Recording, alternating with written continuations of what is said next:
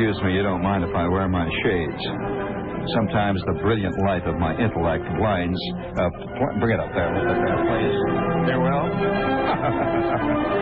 Oh, hello there, gang. As you remember, as we left our little house halfway up in the block, if you remember yesterday, we were on Chapter 3 of Mrs. Boggs and the Cabbage Patch, and that we will continue reading in just a moment. Uncle Wiggily here, friends. Hey, just a moment. Get out of the way. All right, here we are. Hello there, gang. Shucks, what, hello, there it is. Now, what is that? Mrs. Boggs? No, it wasn't Mrs. Boggs and the Cabbage Patch. It was Mrs. Boggs and the Turnip Patch. Mrs. Boggs and the Turnip Patch.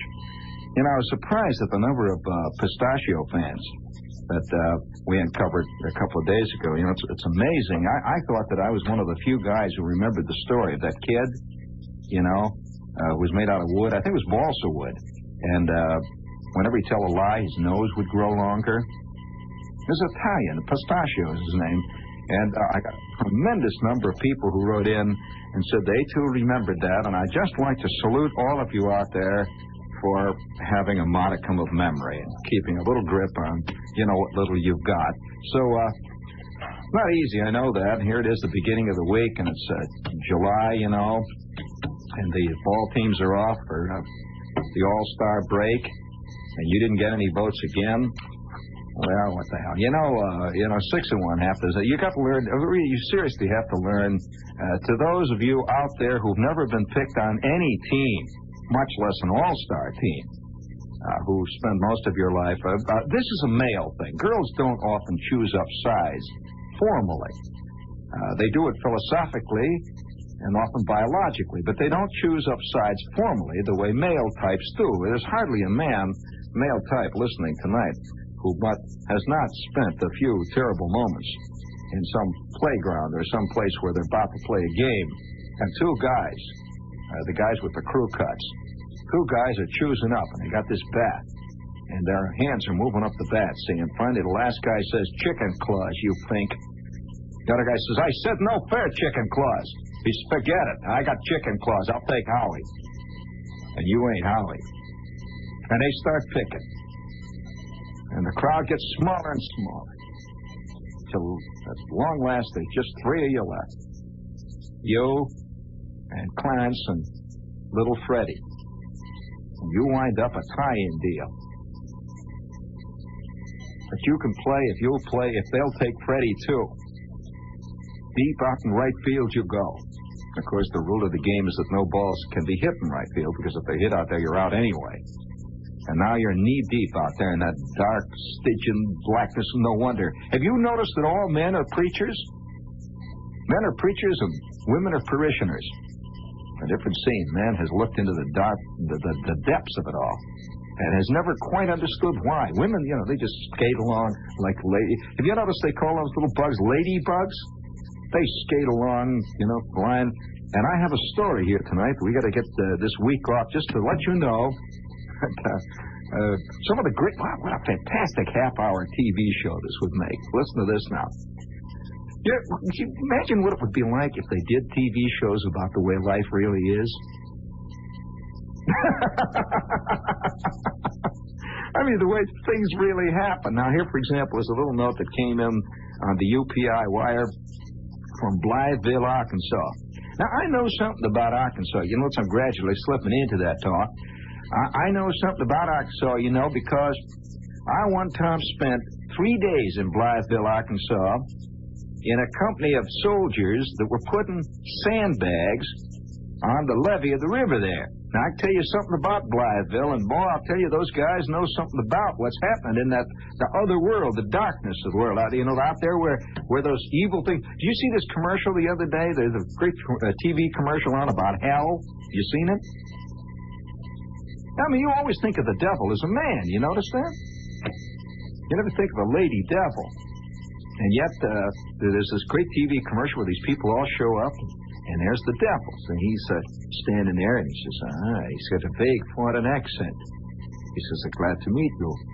He says, welcome. I'd like to show you around a little bit. And over here, you see, first, I would like to show you sauna bathroom, and he opens up this sauna bath. The smoke comes flying out. All these people look, eyeballs bulging. Well, these people out there in Blytheville, Arkansas, have seen the other side of the hinges. And you don't know what the phrase means? Blytheville, Arkansas. Listen, picture the scene in your mind. I'm going to give you a mental television show. See it in your mind now. Got the scene? Blytheville, Arkansas, friends. The credits open up. It says, script by Harlan Ellison. Open the door softly before the hinges of hell get too hot. And then, that's the opening of the scene, see? And there's a brief moment where we have a Kraft cheese commercial. And the guy comes and says, before we visit the hinges of hell tonight, let's take a look at the new cinnamon paprika cheese rarebit by Kraft. Pouring it over, and, you know the scene. Now he comes back, and we get all the credits. Suzanne Flechette plays the little crippled girl who gets leukemia. Richard Chamberlain plays the young, honest man who comes out from Boston and is a medical student. And it's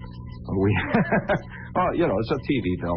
But I want you to listen carefully to this scene. Now, picture. The Reverend Edward R. Black said he had just ended his final sermon at the New Providence Baptist Church in Blytheville, Arkansas, when his congregation fell upon him and beat him full sore. The trouble was, according to Deacon Charles Buck, the preacher asked the Lord, and I quote at this point, he looked down at his congregation and said, I asked the Lord to strike them all dead right here. He's saying that to his congregation. Kind of a fantastic scene. You'd have to have Jack Palance playing the Reverend Black, see? Or Burl Ives would even be better. The Burl Ives up there, snorting and spitting around. This left the flock so wroth. I quote, I'm quoting the news bulletin here, that left the flock so wroth. And ain't many people get wroth these days. It left the flock so wroth, said the deacon, that the ladies even rent each other's raiments. The Reverend Black said he turned the other cheek, only to have a lady poke him in the eye with her crutch. As the Reverend turned his cheek, the action, it was revealed in municipal court here in Blytheville, took place Sunday in the 160-member church at Buckeye, Arkansas. Black had resigned and had preached his final sermon. Buck said he arose after the sermon to make an announcement, and that's when the Sabbath started to get rapidly violated. We quote, the preacher refused to let the announcement be made, he said. That started an argument. The preacher ordered some of the men out of the house. Then Buck continued, Preacher Black ordered the Lord to strike the congregation dead on the spot. Well, at that point, some of the women, quote, got into a little hair-pulling combat. Buck said that sparked a fight between some men that involved knives. And then the preacher hollered, for the Lord's sake, stop. Ooh, that was evidently not the right thing to say. Recall, Black, one woman then hit me in the eye with her crutch. Then they all began to hit me. I thought they were going to kill me right there. Buck and several other members of the congregation appeared on disturbing the peace charges. Black said he has 2 fractures of his right hand and must take off for at least 2 weeks when he will preach his next sermon on turning the other cheek. That's kind of nice, a family that what is it does together stays together. I don't know why, these things, what is it, a family? Is somebody calling about Mrs. Boggs? There it gets a good story. I say you ought to read it. Make a terrific TV. Would you give me a little Armageddon music, please? Hit it hard. Here, they're playing our tune.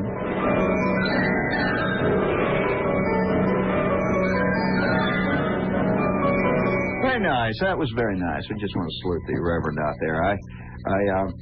It's the middle of July, and if you notice a slight,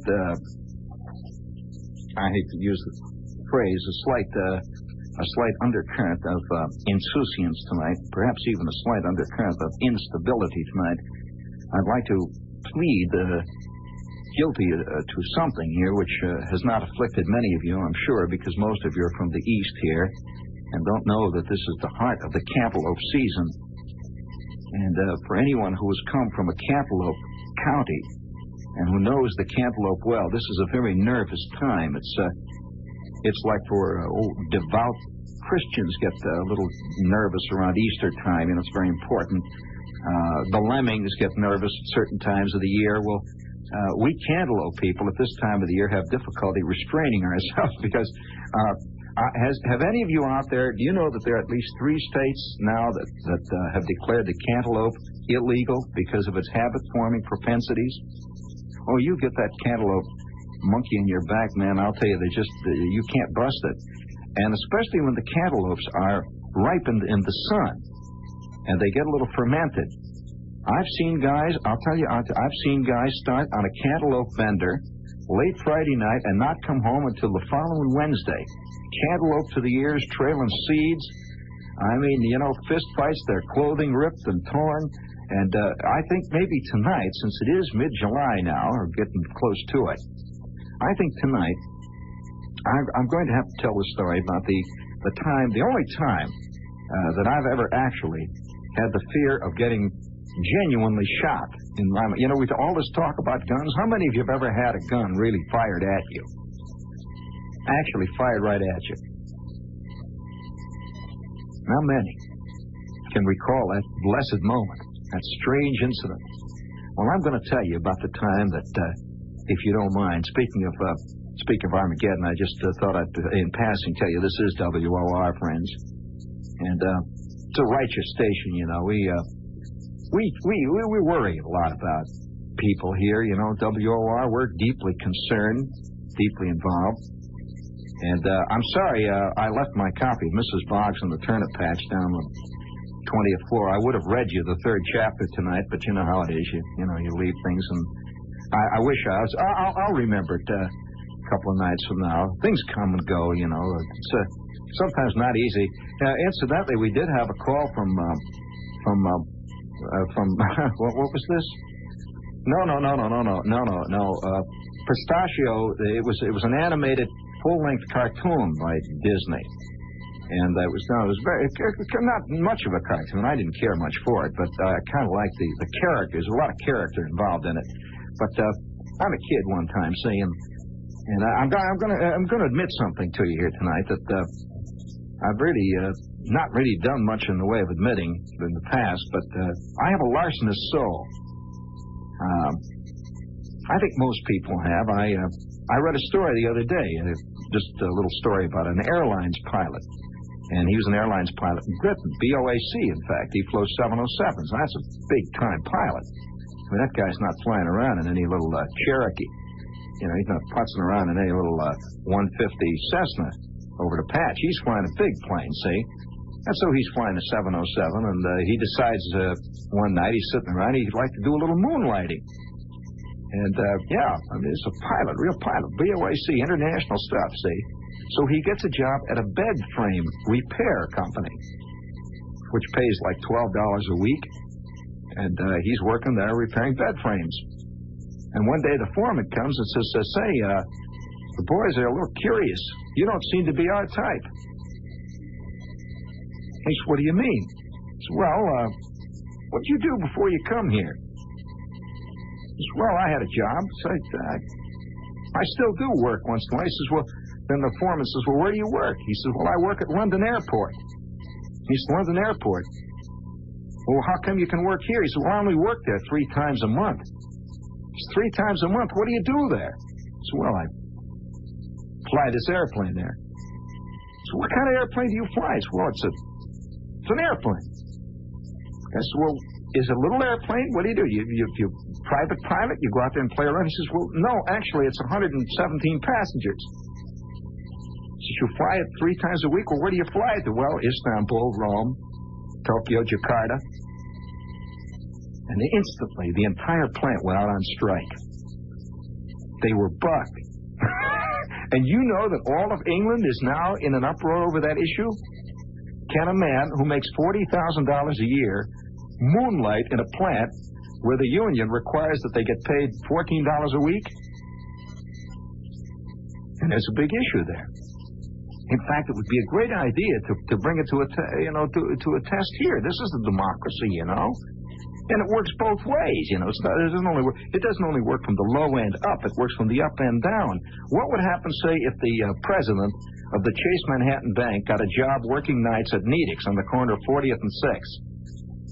Well, I'm asking a question, an honest question. He's frying away the hamburgers there on the hot plate. And one of the guys, they says, "Hey, Mac, come on with a piccalilli. Let's get moving here." And suddenly one of the guys at the counter recognizes this guy as a guy he saw on a calendar. He says, "Hey, Mac, aren't you on some calendar? What do you do, work for the calendar company?" He says, "Why, no, I happen to work for Chase Manhattan. I'm, president of Chase Manhattan." And the rest of the crew walks out. Now, I don't know, it's theological. You get into these questions of religion, you get into pretty deep water. Honey, I've made the break. Now, do you want another one? I'd be glad to make you another one. So, it would pay my producer to listen to my show. I say, "Oh, I see, you've been writing things down." I said, "That's quite often what happens to bureaucrats. They get writing things down, the war starts, the continent crumbles, and they're still writing, But, in fact, that I read a note speaking about that. I read that there's an office in Washington that is still attempting to collate surplus from the Spanish-American War. They're still working on it. The Spanish-American War surplus. Of course, all that stuff's being sold down to the village. And, there's nothing like seeing a 12-year-old Spanish-American War veteran with acne come into the Fiend John. And you get very heady on cappuccino and stuff down there. But nevertheless, I'm a kid one time, and me and Schwartz and Flick, it's the middle of July. There's a point when you reach about this time of the year, man gets a tremendous sense, a fantastic sense of itchiness. I mean, the vacation bit is beginning to really get deep down in the marrow of the bones. The grown-up men stand by the hour and look in the windows at Abercrombie and Fitch. They walk up and down. They look in the windows at Abercrombie, and you see them on the 4th floor, and the 6th floor, and the 8th floor over to Abercrombie. And it's that itch to do it, to split, to do something. Well, it affects kids very strongly. And about this time of the year, the middle of the month of July, vacation has already ceased to be a new thing.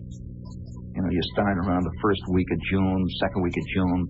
Now you've been out for a month, and you kind of accept being out. And now you start casting around. You get the itch. The sun hangs up there in the sky. And one time, me and Schwartz and Flick and Bruner are on our bikes, and there was a river about 2 or 3 miles south of our town. And once in a great while, we would take our bikes and ride out to that river. It was the smelliest.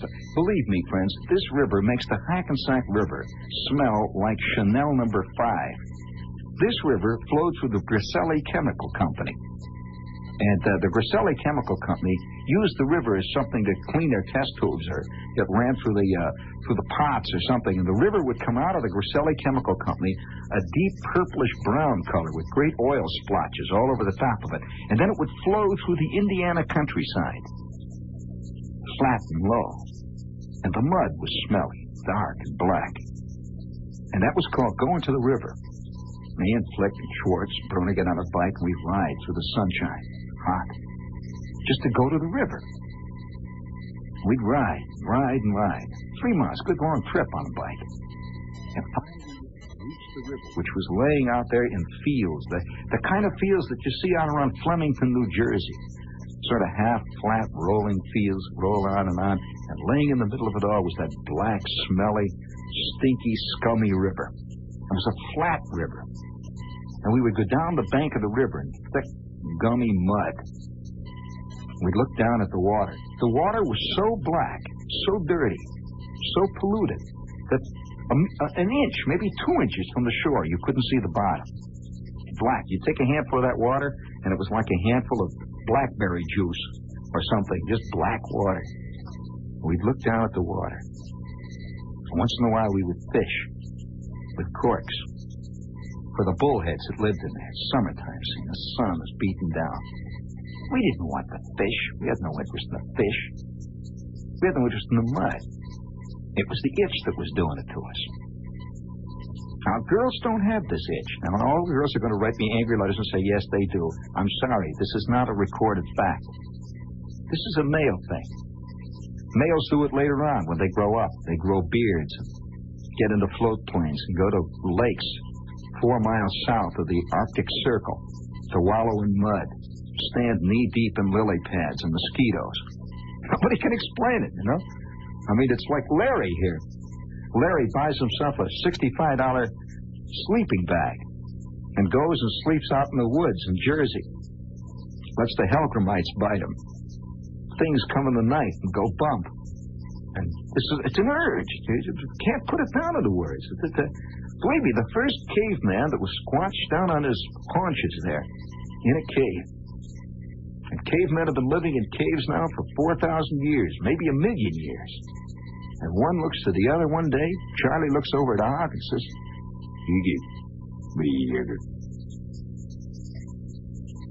and Og waits, because you see, reaction time was maybe 2-3 years in those days. Man's brain was still made out of raspberry jello. A little touch of cheesecake in there. And finally, Og turns to him and goes, meaning what you say? Well, it takes another 2 years to get the message out. And finally, Charlie gets it across to Og. The great message. Translated, I'm going to camp out tonight. Well, nobody understood it. I mean, the rest of the cave people huddled around the fire there, and the wind screaming through the trees. The great saber-toothed tiger bellowing into the ambient air. Why did he want to go out? Nobody knows. That's man's curse. I'm talking about the male curse. It's related to Ahab. I mean, Ahab, hanging on to the poop deck of the Pequod there, going out into the dark, wine-dark sea, looking for that big white whale, Queequeg, and Ishmael, all of them, in that tiny birch bark, that cockle shell, going out into that howling gale. Why? I wonder how many men feel vaguely a pang of guilt when they get into their camper. I mean, a camper's a split-level house, for crying out loud, on wheels, you know? I'm talking about, oh, yeah, you know? And I remember one time laying on my back after 3 years in the Army. I'm on my back in a pup tent. And there's this continuous rain beating down on this little pup tent, and Goldberg is in the pup tent next to me. We had our shelter halves up, you know? And we could smell the, you know, the rain coming down on the mud. 3 years. I'm lying on my back. It's 4 o'clock in the morning. And I know that in 15 minutes we're going to be up. Another 25 miles slogging in the goo. With Lieutenant Cherry, our fearless leader, up there ahead in his Jeep, barking commands, telling us to get going and pulling that gut. I'm lying there flat on my back, and I could see Goldberg. His pipe is glowing in the dark. You never see these scenes of guys actually in pup tents. His pipe is glowing in the dark. And he's smoking this fantastic... He had a tobacco that made Saturday night in a Turkish house of pleasure. You know, a place where they sell hot dogs and stuff. He had this tobacco, I'm serious, that must have been a combination of hashish, powdered rose leaves, vanilla, and some kind of sparkler powder, because it made sparks that would go in the air. And this purple smoke hanging in the air there in the little tent. The rain is beating down. It's 4 o'clock in the morning, and I said, "Hey, Goldberg, are you awake?" Yeah. Rain beating down. I said, "Goldberg, you know, one day we're going to think back on these days." I said, "Yeah." I said, "Yeah." The rain continues to roar down. 3 years, and Goldberg and I had climbed together up the ladder of command. I am now a full corporal. Goldberg is a PFC. By the way, the week after that, I was no longer a corporal. I was only a corporal for 4.5 weeks. That was another mess, but that's another story. I said to Goldberg, "Goldberg," the rain continues to roar down on that tent. I said, "Goldberg, has it ever occurred to you?" I said, "What?" "Has it ever occurred to you, Goldberg, we're camping out?" I said, "That's right. said, we're really camping out, Goldberg. This is the stuff guys get merit badges for. Goldberg says, yeah, merit badge. We could hear the water trickling down our ridgepole, soaking our fatigues for the following day. Oh, nothing like a pair of wet fatigues for a good 20-hour march. I'll tell you, I had a pair of fatigues that were wet for over 2 years. Had moss under the arms. Boy, I'll tell you. Oh, yeah, little compost heaps on the kneecaps. And smell. Listen, at night I could hear my fatigues. I had 2 pair of them. I could hear my fatigues talking to each other. They were alive. The rain beats down. I said, hey, Goldberg, do you think when you get out, you want to go camping? Pregnant pause. Rain beats down more. I said, yeah, I think so. I said, why? Another long pause. The rain is roaring down. You could hear somewhere off in the distance the KPs are rattling around, banging the pots together, preparing another mess of SOS. Our breakfast. And you could smell the smoke in the air, the kerosene smoke, the stoves. I said, Gasser tells me that when he gets out, he's going to make a house out of brick and bury it underground. Never go out. Goldberg says, that's Gasser. I said, are you going camping? He said, yep. I said, why? Damned if I know. I said, I guess I am too. Nobody knows why. But I suspect why. We're part of the animal kingdom. Did you read about this kid the other day that swallowed a turtle? Read about that? Well, that's not so bad. At least the turtle didn't have a souvenir of Expo 67 painted on his back. You know? I had a little fracas with a turtle just that tight one time. But me and Schwartz and Flick and Bruner were already beginning that.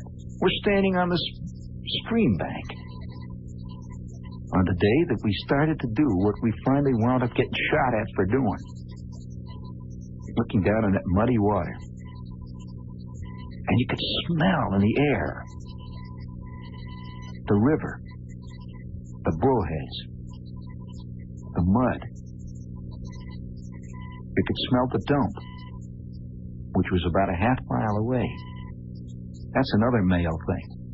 There's hardly a male who doesn't go past the dump without a vague feeling that he'd like to stop by and see if he could find something great. That's definitely a male thing, you know? And so we got back on our bikes. All 4 of us. Me, Schwartz, Flick, and Bruner. With an unspoken thing hanging in our craw. Because hanging in that air, through it all, laced through that river smell, through that dump smell, was the smell of rapidly ripening Indiana cantaloupes. Millions of them. They lay in the fields for miles around us. You ever seen a cantaloupe grow? Have you ever seen a cantaloupe blossom? I'll bet not many of you have ever seen cantaloupe flowers. Well, they're a big, almost kind of a lily-like flower, a great big horn-shaped flower. Did you ever see them? A big yellow-orange flower. And you could see them on the ground, all those cantaloupe blossoms. Smell those cantaloupes in the air. So we get on our bikes, and we ride back along that long road. All the cars, all the people coming back from official things, offices and shows and stuff. We ride back along the road. And we come home. It's now supper time. We're covered with mosquito bites and mud and crud. And millions of things on us. Oh, yes, one of the things, did you know that one of the great things that I think most people have fought at one time or another is the leech. You And yeah. Have you ever had a leech grab you? Oh, yeah, that's one of those things. My kid brother, when he was in Burma, he said that leeches come there sometimes weigh 5 pounds. He says occasionally you see a leech that look like a standard 7th Avenue salami. You'd grab a hold of you there, boy. He's got pinchers and claws and everything else. We'd have leeches, one thing or another. Each of us would have his bottle, a ball jar with a couple of crawdads in it that we brought back. And then came that day. We're on our bikes. We're going on out to the fields, out to the river. And Schwartz brought it up. He said, boy, look at those cantaloupes. Flick said, yeah. Schwartz said, we could take one. Flick said, it's light. Bruner said, he was always chicken. I said, why don't we wait until after it's dark? And that's what we did. We went home. We ran around, played like, we were kids, eating supper and that stuff. And after supper, we got together on Flick's porch, got on our bikes, left Bruner home, and took off again into the moonlight. Fantastic moonlight, just like it is tonight. Big moon hanging out. Oh, boy. And this is another male thing. When about 3 male-type kids get walking around, there's an itch that forms inside of them. You can't really put it into words. It has to do with all of it. Girls, rivers, caves, woods, fields, the sky, the moon. You know what I mean? You can't say it. I've never seen anybody really put this into words. The thing, I'm not even saying that women don't have this. I don't know. As a male, I can only say that it's there. And we're riding into this moon and this sense of the illicit. I mean, we could have had all the cantaloupes we wanted, friends. You understand that, don't you? In fact, back in our refrigerator, we had 3 cantaloupes. We always had cantaloupes in our refrigerator at home. Flick's mother grew them off back of her garage. We didn't need cantaloupes. But what we needed to do was steal. That's what we needed. We needed something.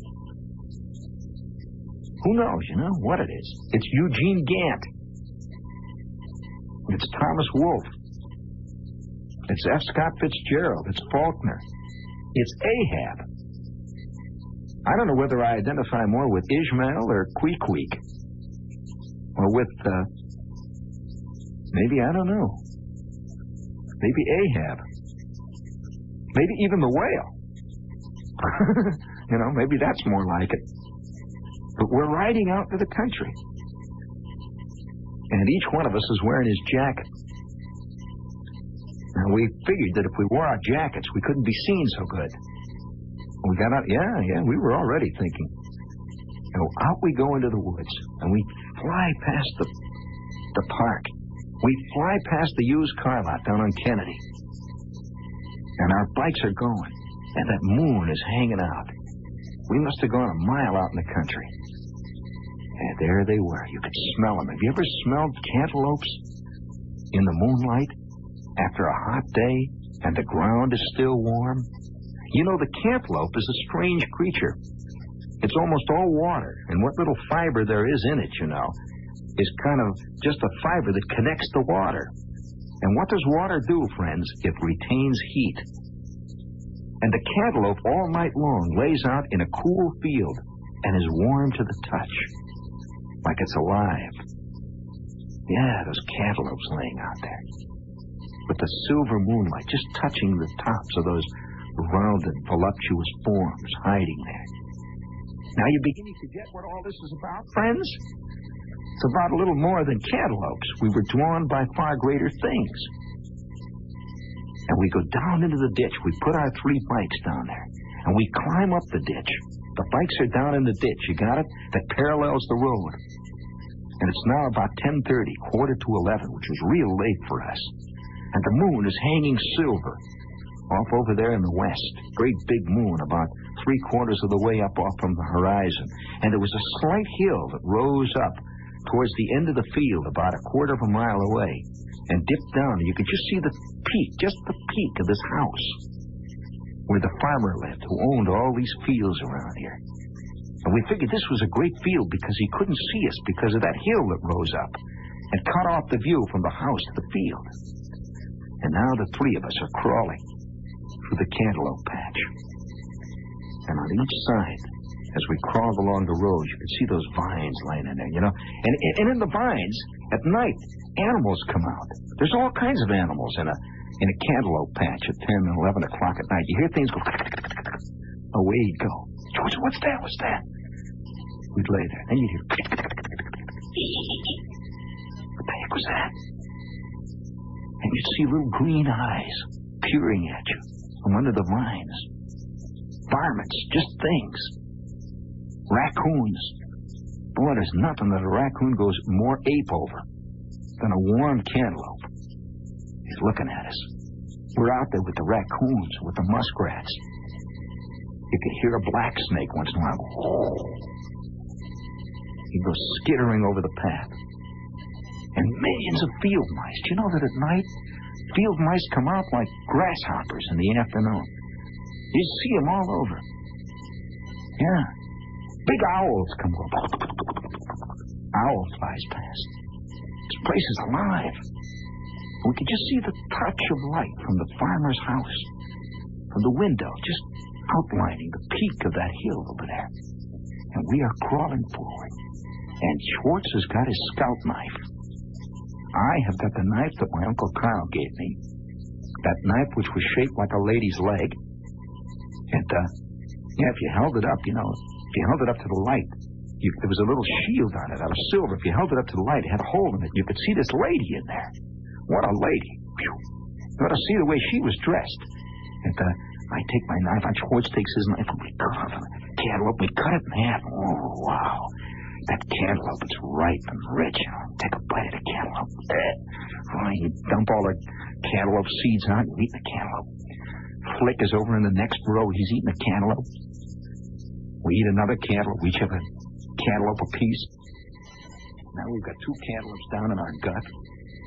These are big ones. These are Indiana cantaloupes. Each one of these cantaloupes went about 2, maybe 3 pounds. Great big babies, you know. And then Schwartz says, let's take a couple of them with us, huh? I said, okay, Schwartz. Let's get some big ones. Like, boy, look at this one. Wow. Great big cantaloupe. And he cuts it off, and the big one's about the size of a basketball.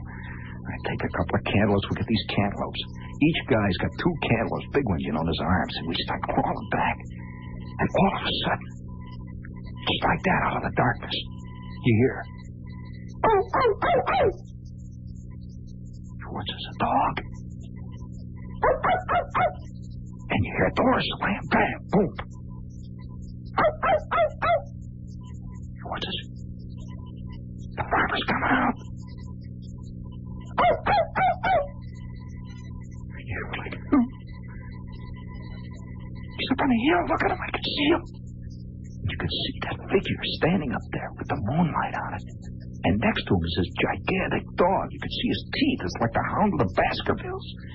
He's got big yellow teeth that light up in the dark. It's some kind of an enormous mastiff or something. He's going, oh, oh, oh, oh. And that farmer hollers. That voice, boy, that still feel, that voice. I still hear it. He says, who's down there? Who's down there in that field? George said, shh, don't go on. You can't see us. It's dark down here. Shh. Who's down there? Now you tell me who's down there or I'm going to shoot. Flick goes, shoot. He's going to shoot. Who's out there? George says, let's get out of here. I said, yeah. And we start crawling. We turn around, we're crawling through the dark. And all of a sudden, the farmer lets out one last blast. I see you down there. Who's down there? And then, all of a sudden, out of the darkness, kaboom! And you hear all around you, like a million bees. Now, who's down there? I'll give you one more chance. And we are running like hell. We are running. I'm telling you, we are running like there's no tomorrow. Boom! Flick goes, ow! He hit me! And we ran down into the ditch. We dump down goes our cantaloupes. On the bike we go. And we go scurrying off into the night. And the dog is going, oh, oh, oh, oh, oh, oh, oh, oh. We ride our bikes. I'll tell you, we must have gone 75 miles an hour. Until we came to the Shell station. And at that point, Schwartz says, I gotta stop. I can't go. I gotta stop. And all three of us rushed into the John in the Shell station. Scared. Scared out of our skull. Flick was nicked with a BB. You could see it on his elbow. It's a little nick. There's a little blood. Schwartz says, he shot you, Flick. Flick says, yeah. And all of a sudden, I could feel those cantaloupes coming up deep inside my gut. Wow! Oh! Schwartz is catching, you know, friends. Schwartz, get out of the way! And now he's over the sink. And within 30 seconds, all three of us, unleashed at least 9 cantaloupes used all over the Shell station. So, friends, crime does not pay. Oh, but were those great cantaloupes while they lasted.